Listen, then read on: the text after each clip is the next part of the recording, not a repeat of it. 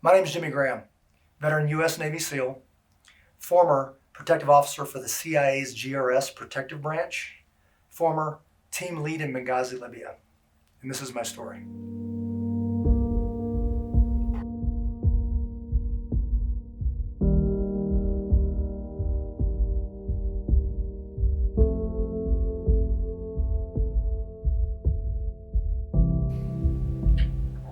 A little over 15 years in the SEAL teams. I like to honor the active duty guys, by saying a little over 8 years of that was active duty. About 7 years was reserve time. Overlapping the reserve time, I was recruited by the CIA's GRS branch, and I was a lead instructor for those guys, training the people that would actually go over in that capacity. But about once a year, I would deploy and actually do the job as well. So I did that for about 7 years. 6 years as a lead instructor, developing those individuals. In the 7th year, I left the schoolhouse to deploy full-time. By full-time, I mean 2 months on, 2 months off to Libya. In between my second and third trip out there, let me back that up. Ooh, don't want to go there. One of my regrets is during one of my trips,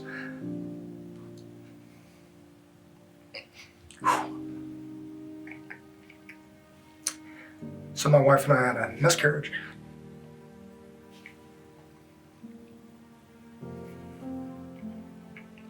And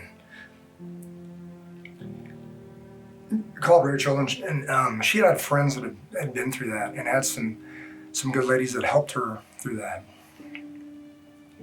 And she convinced me, she said, and I chose to hear that it was better if I just stay out there and continue with what I was doing. We needed the money, and there wasn't much I could do, and that there were ladies taking care of that. And I shouldn't have accepted it. I should have just come home. So you fast forward, in between my second and third trip, I rotated out on a scheduled rotation and was back in Castle Rock when I got a text. It simply said, "Have you seen the news?" When your buddies from that job text you, "Have you seen the news?" isn't a small thing. So I pulled up the news, and the first thing on there is an American ambassador was lost, killed in Benghazi, Libya. That was my team. I didn't know the particulars yet, was getting updates. And then a call from Langley saying, I actually called in. And I said, "What do you need?" And they said, we need you to go back. Was on hold for a while. I ended up waiting and going back on a scheduled rotation. I had to call Rachel and tell her that. The reason I bring that up is that I've never been the guy that says no to an extension. I've never been the guy, I've always been, proud of myself being the first guy out of my seat when work needs to be done. And if somebody needs something, then I would stay. The reason I didn't for that particular one, meaning my second deployment, was because my wife had, we had suffered that miscarriage. But that was the thing in my head that said, go home. I wanted to, the ambassador was coming out, we knew that was happening. And I said, I'm gonna go home. That decision may have saved my life. In Libya in 2012, it was post-revolution. The ambassador was coming to visit in Benghazi, to come from Tripoli to Benghazi. And then during his visit, there was an attack. The locals overran the consulate, came in, set the building on fire. So being in a safe house or a safe haven room, the ambassador was locked in there. Other people took defensive positions and tried to defend the base, but I don't think they were counting on that building being set on fire. Calls went out to the annex. More highly trained special operations background folks like myself went out to the annex saying we need help, we're being overrun. A decision to move got delayed over 20 minutes. It was depicted in the movie, obviously. The chief of base at the annex was stating that we weren't authorized to do that. It's not time to go. That's not our job. CIA's job is to protect CIA personnel. State Department's job is to protect state personnel. They each have their own security. However, there's no comparison. With the level of training and experience on the CIA's annex, the level of training and experience on basically paid security guards at the State Department, they really needed help immediately. So Tyrone Wood, a fellow SEAL, he made the call independently. And when he did, he basically quit. He said, I gotta go. You guys don't have to go with me, but I'm going. And they did. Again, I'm not judging anybody for decisions made, but had that call been made quicker, the situation wouldn't have had time to develop. And by the time they got there, it was fully developed.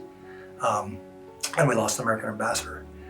That attack, as you know, if you've seen 13 Hours, followed them back to the base. They defended themselves in human life for 13 hours.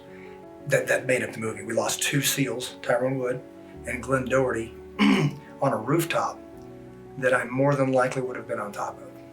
I won't say I lose sleep over it, but it's on my mind a little bit about I could have saved a life. I'm torn because if I, the what ifs. What if I would have stayed? They tried to recover. The ambassador could not find him. Later, he had been in that building and died from smoke inhalation.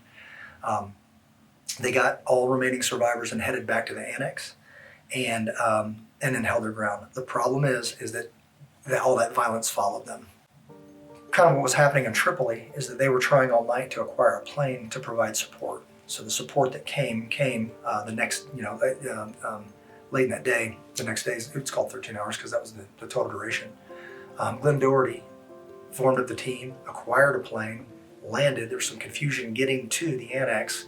By the time they got there, he literally walked on base, looked up at a fellow SEAL, walked up to get a situation report, and that's when that mortar hit, took both their lives.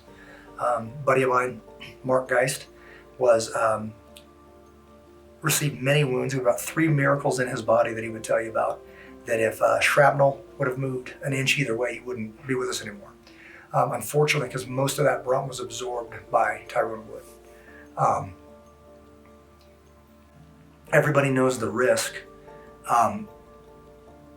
when you're doing it, so it's no big secret. People saying they didn't have adequate security. There's all the accusation that comes out, but that was kind of the allure. Like the CIA can't have 100 Marines on base, or it's no longer a secret. So these places are all over the world, and this could happen tomorrow. And everybody understands the risk. That's actually, in a strange way, kind of part of the allure. Kind of tip of the spear, we're doing secret stuff. But then you get a lifetime to think about the actual sacrifice of any vet or any person in that situation is the things you get to enjoy, the things that they forfeited on that day. And it's just, I would say that the weight of that grows. Because as a younger man, kind of head full of steam, I never considered that. The fact that I am very blessed by married to an amazing woman. I have 4 unbelievable children, and I run a successful business at this time where I actually get to do what I love and help grow men. We have a problem with suicide among veterans. I would love the opportunity to explain to them that they just simply, their mission ran out. They just need another mission. It doesn't mean you don't have a purpose. I misunderstood this until I heard this recently, within the past year. A lot of people confuse mission with vision. Vision doesn't change. Vision is a lifelong vision. Missions were designed to start and finish and be celebrated. When you do a successful mission, you celebrate it, and then you change missions. If the mission goes poorly, you dissect it, debrief it, learn from it, and then launch another mission. I think people are convinced that they're purposeless, and it just means that that particular mission, that page in their book, it's over. So turn the page and start a new page. And I've never really worn dog tags because of the clandestine part of what we do. In the special operations community, especially the SEAL teams, we don't wear dog tags. But if I was wearing them now, I feel like there would be several sets from people that don't have the opportunity to enjoy the blessing that I get to experience every single day. And I think that the best way to honor them is to live well on every single level. On an honest level, and I wish that I could explain to those struggling veterans just for one sit down the difference between happiness and joy. And I tell young kids going into the service, I'm like, happiness is riding a jet ski. You're not going to remember this next week.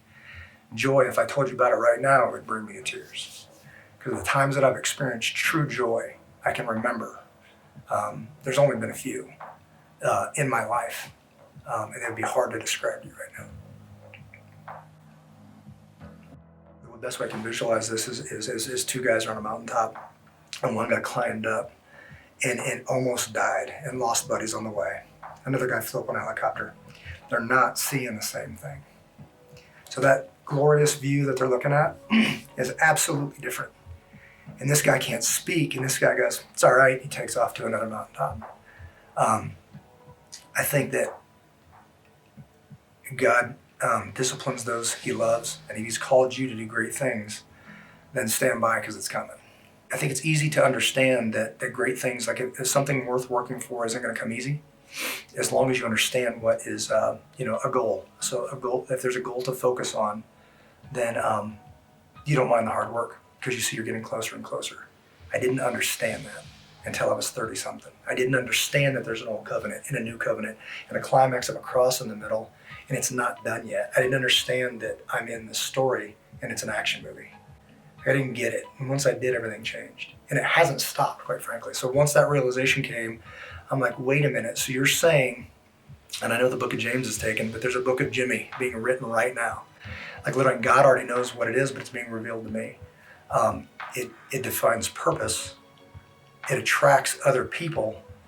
And man, if you get a couple world changers in the same room, just get out of the way.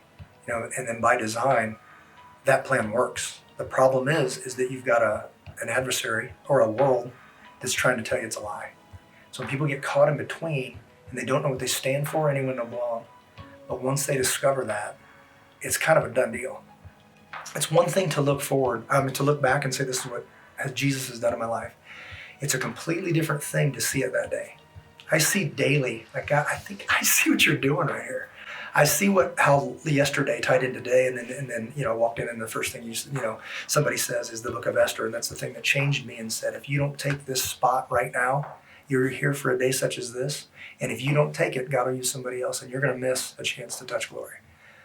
When that happens daily, everything changes. My name is Jimmy Graham. I am a husband to Rachel. I am the father of Rebecca, Sarah, Christian, Eden, and I am the son of the King of Kings, Jesus Christ. That is my story. Whew.